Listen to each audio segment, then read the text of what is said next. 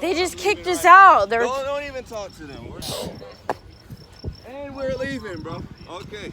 Bye. We've been stuck in this city. They don't give a fuck. Oh, we would love to. Yeah, we would love to, man. We would love to. Yeah, Fucking racist. Racist, Budweiser. Fuck you, Budweiser.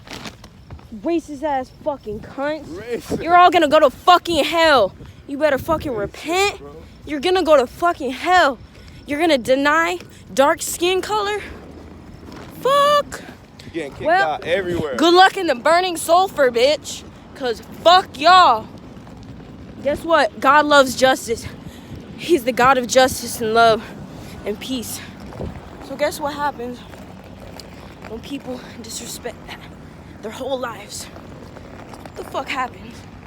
You wanna know what happens? Well, in the end times, there's a judgment day. And on that judgment day, you sit before Christ Jesus. And after that, he judges you on everything you've done. So,